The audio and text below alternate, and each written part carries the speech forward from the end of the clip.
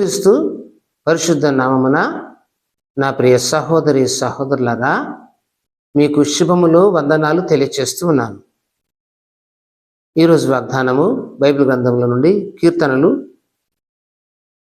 27:14 వాక్యమును ధ్యానించుకుందాము.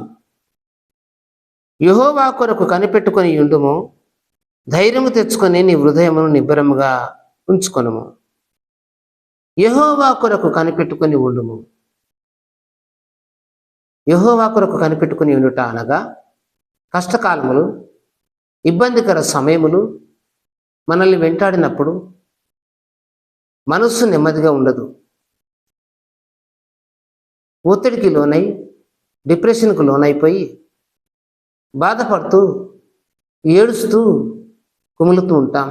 కొన్ని సమస్యలు అట్లా వెంటాడుతుంటాయి. మరి అలాంటి పరిస్థితుల మధ్యలో ఏమి చేయాలో ఎడుతోచదు. ఎంతోమంది మన సహకారులు, మనల్ని ప్రేమించే వాళ్ళు వచ్చి ధైర్యం చెప్పి ఆదరిస్తున్నా మనకు ఆదరణ దొరకదు.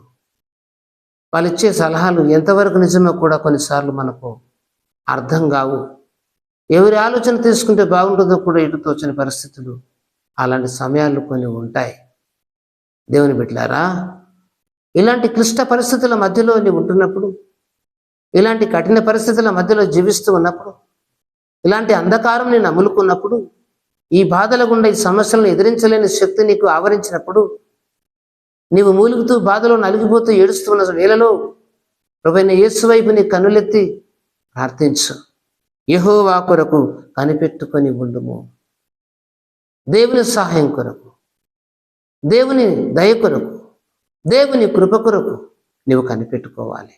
ఎప్పుడైతే దేవుని కృప కొరకు, దేవుని ప్రేమ కొరకు కనిపెట్టుకుంటావో తప్పకుండా నీకు దేవుని యొక్క సహాయం అందుతుంది. ధైర్యము తెచ్చుకొని నీ హృదయమును నిబ్బరముగా ఉంచుకో. ఈ దేవుని మీద నువ్వు ఎప్పుడైతే ఆశ పెట్టుకుని ఉంటున్నావో, ఈ దేవుని మీద ఎప్పుడైతే నువ్వు విశ్వాసాన్ని కలిగి ఉంటున్నావో, ఈ దేవుడు మాట తప్పని వాడు, మరువని వాడు, ఇడువని వాడు, ఎడబాయని వాడు, నిన్ను ప్రేమిస్తున్నటువంటి ఈ దేవుడు దయగుణం గలవాడు, క్షమాగుణం గలవాడు, నీ ఆపద కాలం ముందు నీకు సహాయం చేసే దేవుడు. నువ్వు ఏ సమస్యలో ఉన్నా, ఏ బాధలో ఉన్నా, ఏ ఇరుకులో ఉన్నా, ఏ అంధకారంలో ఉన్నా, ఏ సాతాను సంబంధమైన శోధన చేత కుమిలిపోతున్నా, శత్రువులు నేను తరుముతూ ఉన్నా, యేసుక్రీస్తునందు విశ్వాసాన్ని కలిగి ఉండు.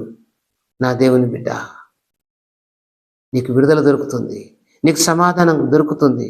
దేవుని కొరకు నువ్వు యేసయ్య కొరకు కనిపెట్టు. దేవా నాకు సహాయం చేయి. దేవా నువ్వు మరువని దేవుడువు. దేవా నువ్వు విడువని దేవుడువు.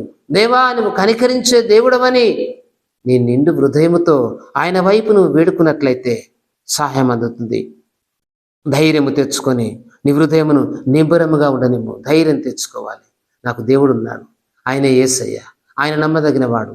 కష్టకాలంలో నన్ను విడిపిస్తాడు, ఇబ్బంది కాలంలో నన్ను ఆదుకుంటాడు, సమస్యలలో నేను ఉన్నప్పుడు నన్ను లేవనెత్తుతాడు. ఆయన ఒకడే సమర్థుడు, ఆయన ఒకడే నమ్మకస్తుడు, ఆయన ఒకడే మరవనివాడు, ఆయన ఒకడే విడవనివాడని నీవు నిరీక్షణ కలిగి ఆయన సన్నిధిలో కనిపెట్టుకుని ప్రార్థన చేసినట్లయితే నీకు విడుదల, సమాధానం, శాంతి దొరుకుతుంది. దేవుని కొరకు నీ కష్టకాలాలలో కనిపెట్టుకునే మనసు నీకుందా? నా దేవుని బిడ్డ, మనసును మోసగిస్తారు. నీ కష్టాలను, నీ బలహీనతలను ఆసరా చేసుకుని నేను మోసగించడానికి వచ్చే వాళ్ళు కూడా ఉంటారు.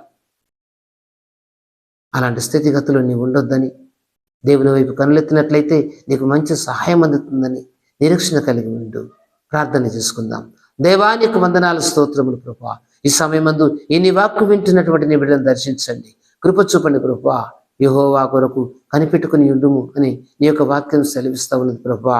ధైర్యము తెచ్చుకొని నీ హృదయము నిబ్బరముగా ఉండనిమ్మంటున్నావు తండ్రి. అయ్యా, నిబ్బరం కలిగి ఉండే మనస్సు మా బిడ్డలకు దయచేసి నీ వాక్కు వింటున్న బిడ్డలను దర్శించండి. కష్టాలలో, ఇబ్బందుల్లో విడుదల లేక బాధపడుతున్న బిడ్డలు ఉన్నారు. అయ్యే పరిస్థితులు బాగోలేక, ఆదుకునేవారు లేక, ఆధారము లేక, అయ్యా తండ్రి సమస్యలు కృంగుతున్న మా బిడ్డలు ఉన్నారు ప్రభువా. వారు భయంకరమైన పరిస్థితుల మధ్య వారి జీవనం కొనసాగుతూ ఉన్నారు. కనికరించండి, కొనసాగిస్తున్న మా బిడ్డలను దర్శించండి. ఆ భయంకర పరిస్థితుల నుండి వారిని విడిపించమని అడుగుతున్నాం, కనికరించమని అడుగుతున్నాం. దయచూపండి.